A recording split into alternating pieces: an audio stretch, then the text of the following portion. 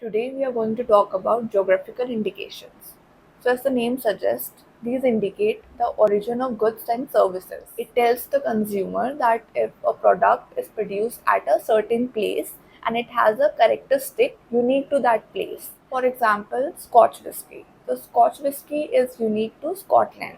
More examples could be Kanjivaram silk or Darjeeling tea. We need to understand the rationale behind protection given to these geographical indications.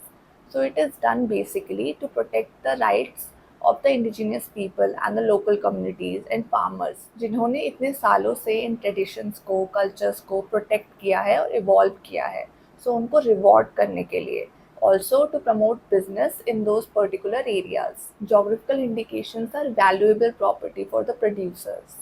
ये basically तीन functions perform करते हैं. First is it identifies goods as originating from a particular territory.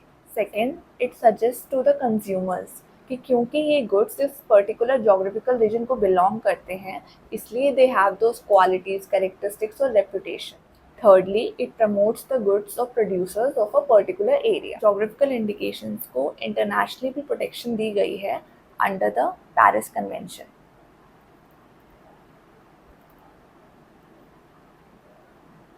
Paris Convention of 1967 and under the TRIPS Agreement.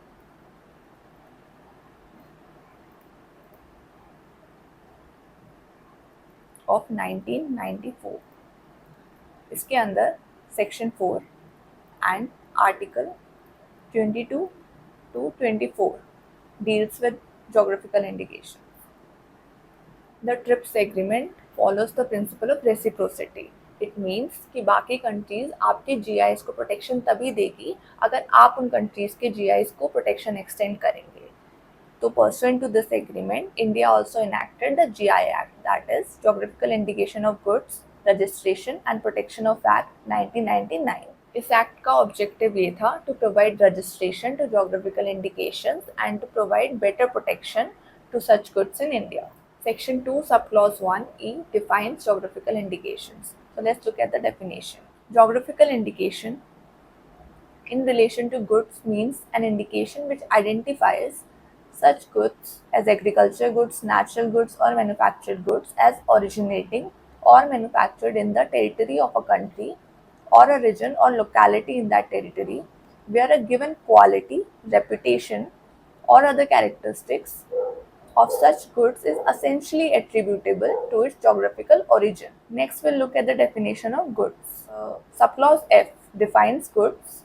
It means any agriculture, natural or manufactured goods of any goods of handicraft or of industry and includes foodstuff. So you can think of various examples which could be GIs like Lucknow chicken, Scotland whiskey, Paris perfume, or penny that is unique to Goa. Let's look at indication now. So subclause G defines indication as includes any name, geographical or figurative representation or any combination of them conveying or suggesting the geographical origin of goods to which it applies. These definitions are based upon the TRIPS agreement, especially geographical indication. It is taken from article 22.1 of the TRIPS agreement. As I told you, the article 22 to article 24 deals with geographical indications under the TRIPS agreement. Registration of geographical indications is given under chapter 2 of the act. Section 9 of the act tells us about the prohibitions of registration of certain GIs. They could be GIs which are contrary to any law in force or which comprises of certain scandalous or obscene words. Chapter 3 tells us the procedure and the duration for the registration. Section 18 talks about the duration and the renewal of the GIs. So it says that the registration of a geographical indication shall be for a period of 10 years but may be renewed from time to time in accordance with the provisions of the section. This registration can be renewed from time to time once it expires for an indefinite period by paying the prescribed fees. Chapter 4 talks about effects of registration. So once your GI is registered, you are provided with various reliefs and remedies if someone infringes your GI. Section 22 lays down the law with respect to the infringement of a registered geographical indication. So it says that A registered geographical indication is infringed by a person who, not being an authorized user, uses such GI by any means in the designation or presentation of goods that indicates or suggests that such goods originate in a geographical area other than the true place of origin of such goods, in a manner which misleads the persons as to the geographical origin of such goods. Next, uses any geographical indication in such manner which constitutes an act of unfair competition, including passing off in respect of registered geographical indication.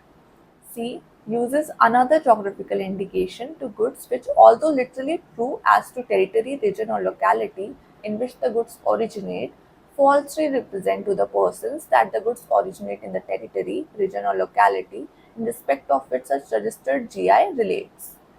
तो अगर कोई unauthorized user आपका GI का right infringe करता है in one of the ways given under section 22, you can file a suit for infringement of a registered GI or of any of the right related to that registered GI. Also, for the passing of action, if that unauthorized user is passing off his own goods as yours. The Act provides both civil and criminal remedies for falsely using geographical indication. Section 67 provides for civil remedies. Let's look at Section 67. The heading of Section 67 says relief in suit for infringement or for passing off. So this means that the reliefs given in this section will be applicable for both registered and unregistered GIs. Under this section, basically three remedies are given. First is the order of injunction. So this order can be passed for discovery of documents or for preserving of the infringing goods documents or other evidence, or for restraining the defendant from disposing of or dealing with his assets in a manner which may adversely affect plaintiff's ability to recover damages caused, other pecuniary remedies which may be finally awarded to the plaintiff. Next is damages. So relief can be granted by way of damages on account of profits in any case. यहाँ जो remedies दी गई है ये inclusive है and are not exhaustive. It means that court can give other remedies also, like court can pass an end and pillar order. So in this way, protection is given to geographical indication as intellectual property under this act.